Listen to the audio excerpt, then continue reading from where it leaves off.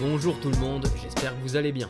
On perd pas de temps et on commence en France, où l'avenir des groupes ultra est de plus en plus incertain, comme le souligne l'équipe sur sa une. Plusieurs groupes sont menacés de dissolution par le ministre de l'Intérieur. Une posture vivement critiquée à travers plusieurs stades de Ligue 1 et de Ligue 2 ce week-end. Les banderoles et chants à caractère insultant ou homophobe doivent disparaître à tout prix, comme l'a annoncé Marie Barsac, la ministre des Sports. On ne devrait pas assister à de gros mouvements de contestation à ce sujet ce soir du côté de Dunkerque. Demi-finale de Coupe de France face au PSG, large avantage à Paris qui ne devrait pas faire tourner pour autant selon l'équipe.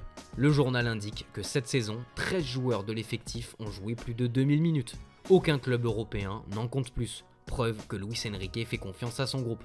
À Marseille, le fiasco face à Reims a incité Roberto De Zerbi à changer son approche. Pas de jour de repos, vous n'allez pas voir vos familles, tout comme moi aurait lâché le coach italien. Sacrée ambiance. Ce dernier va devoir se creuser la tête pour pallier l'absence de Balerdi, victime d'une entorse du genou. Une défense à 4 est à l'étude, tout comme faire reculer Højbjerg ou Rongier. Quoi qu'il en soit, un planning chargé attend les joueurs jusqu'au match face à Toulouse. Direction l'Angleterre avec le Manchester Evening News qui revient sur la rumeur de départ de Bruno Fernandes.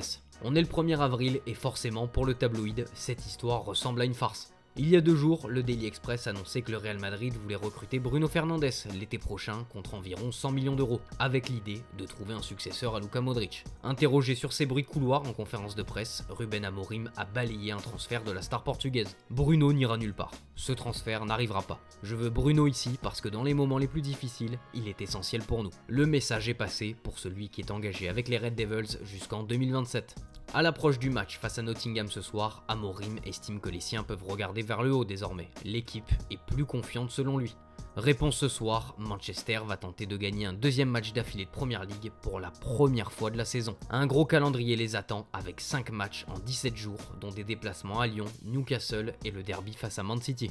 Justement, en parlant des Sky Blues, un gros coup de marteau est venu frapper la tête du club et d'Erling Haaland, comme l'explique le Daily Express. Face à Bournemouth en FA Cup, le Norvégien a été touché au ligament de la cheville. Dans un communiqué hier soir, le club a confirmé sa blessure. D'autres examens complémentaires vont être réalisés par des spécialistes afin de déterminer avec précision la nature de sa blessure et son temps d'indisponibilité. Il y a un risque pour qu'il soit absent jusqu'en fin de saison, ce qui serait un énorme coup dur pour City dans la course à la Ligue des Champions.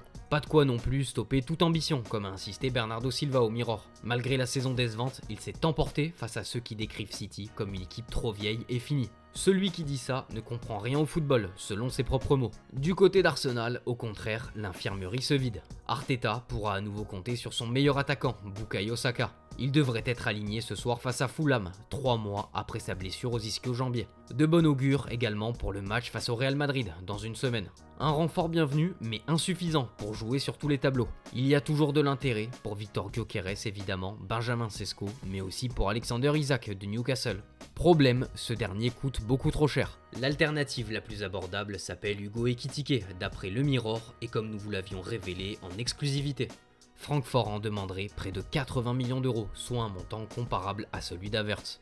Place à la demi-finale de Coupe du Roi ce soir, avec un duel entre les deux Real, comme le placard marqua. Avantage Real Madrid qui s'était imposé 1-0 à l'aller. Mais pas de quoi crier victoire trop vite, la Maison Blanche devra faire sans Courtois, remplacé par Lunin. Reposé face à Leganés, Valverde, Vinicius, Rodrigo et Hendrick sont de retour et devraient être alignés ce soir. Mbappé sera également de la partie et le club compte beaucoup sur lui à l'avenir. Comme l'explique l'équipe et El Chiringuito, le coup franc indirect inscrit par Mbappé doit en appeler d'autres. Le staff merengue veut faire de Mbappé son spécialiste des coups francs. Cela fait plus d'1 mois maintenant que le staff travaille avec lui sur ce domaine. Du côté de Barcelone, les bonnes nouvelles s'enchaînent. Lewandowski est dans une forme étincelante. Avec 38 buts cette saison, il fait déjà mieux que Romario et Eto'o sur une seule saison. Il y a également le retour de Marc-André Ter Stegen qui se précise.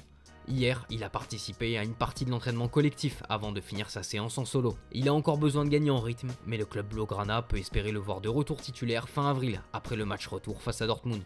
Lamine Yamal, de son côté, a annoncé la création de sa propre équipe, le Capital FC, afin d'intégrer la Kings League. Le nom de l'équipe vient du fait que nous appelons notre quartier la capitale. Pour nous, c'est l'endroit le plus important d'Espagne, a expliqué Lamine Yamal. Il évoluera aux côtés du streamer Le Cobra. Le jeune crack supervisera aussi les sélections pour constituer son équipe le 1er mai prochain. En coulisses, le Barça continue de travailler pour le prochain mercato. Depuis quelques jours, des médias anglais affirment que Manchester City s'intéresse à Pedri. Le club anglais aurait même fait une offre de 100 millions d'euros au Barça. Au sein du club, il n'y a aucune trace de cette prétendue offre. Le club rappelle que Pedri n'est de toute façon pas à vendre, comme le relais Mundo Deportivo. Rumeur peut-être encore plus surprenante, le club catalan suivrait Don Zegrova du LOSC, selon Sport. Le joueur a annoncé son départ de Lille en fin de saison. Deux destinations s'offrent à lui, le Napoli et le Barça. Lille voudra en tirer du cash pour celui dont le contrat expire en 2026. Barcelone pourrait tenter de se l'offrir. Super Deporté va plus loin et annonce que Barcelone veut aussi attirer Lucas Chevalier et Jonathan David, deux autres joueurs évoluant à Lille. Allez, on termine notre tour en Italie avec l'Inter qui vise les étoiles. Rendez-vous avec son ennemi l'AC Milan demain pour tenter de rallier la finale de Coupe d'Italie. Mais l'équipe qui a le plus à perdre, c'est bien l'AC Milan. Comme le rappelle la Gazzetta, la coupe est le dernier chemin pour que le club lombard participe à une Coupe d'Europe, vu sa position catastrophique en Serie A. Cette demi-finale pourrait aussi conditionner l'avenir de Rafael Leao, Théo Hernandez et Mike Maignan. Leur performance en dents de scie et leur contrat arrivant bientôt à expiration, la direction va devoir faire des choix. C'est tout pour aujourd'hui les amis, merci pour votre fidélité et on se donne rendez-vous en fin d'après-midi pour le JT Foot Mercato. Ciao ciao.